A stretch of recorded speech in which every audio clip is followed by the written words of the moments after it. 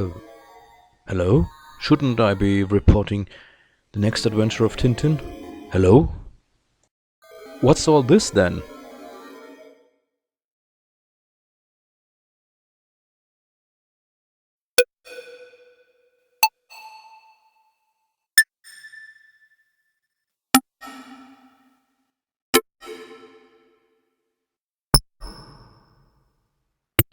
Okay, what's going on?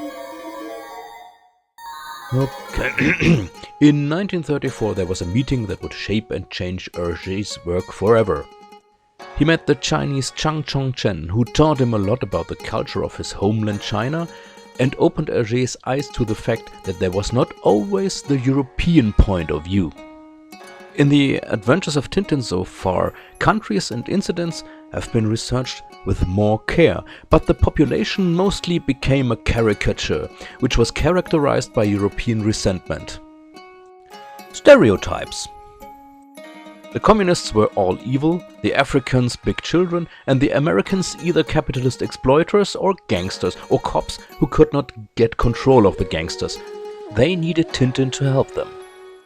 The encounter with Chang changed the view that Hergé had of China. And that's exactly what he wanted to show in the comics, because as the curator of Tintin's adventures, he felt responsible for the image readers get from each country. And he succeeded. The Blue Lotus is considered by many to be Tintin's best adventure.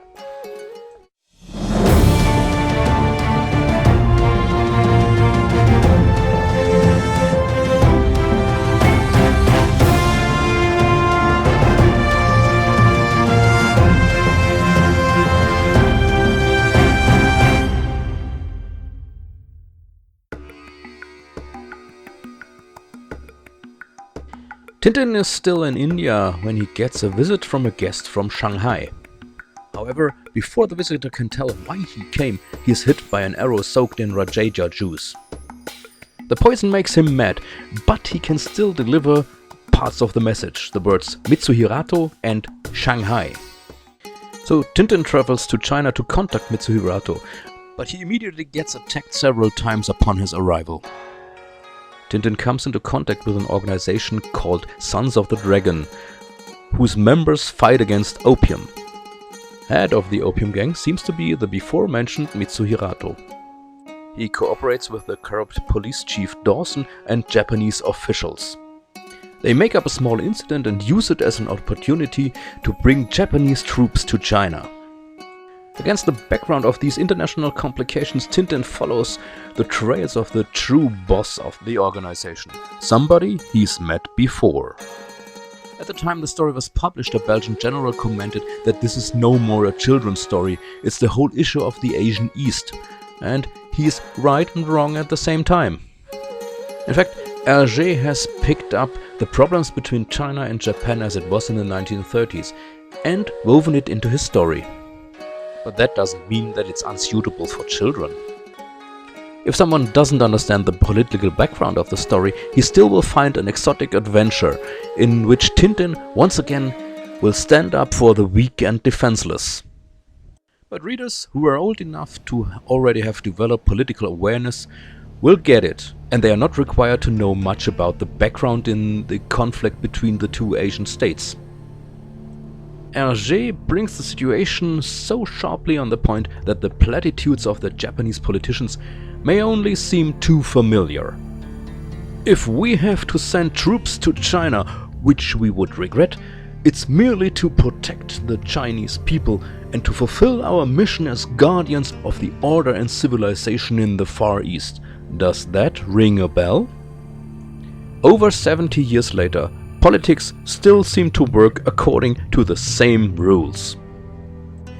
Hergé had received advice from his new friend Chang Chongchen not only in terms of the political situation, but also in matters of culture.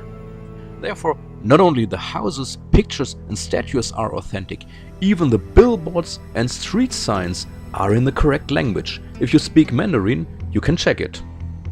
Everyone else, including myself, will have to rely on others who say that they are. In order to honor Chang for his help and support, Hergé has also designed a character after the Chinese and included him into the comic. He didn't even bother to change the name. Tintin's Chinese companion in the adventure is also called Chang Chong Chen. The Blue Lotus is one of the first masterpieces in the series in the adventures of Tintin. And despite his setting in the 1930s, it's still somehow timeless. Okay, what is now going on? Can't we just move on? Oh my god, I'm getting dizzy. What is happening?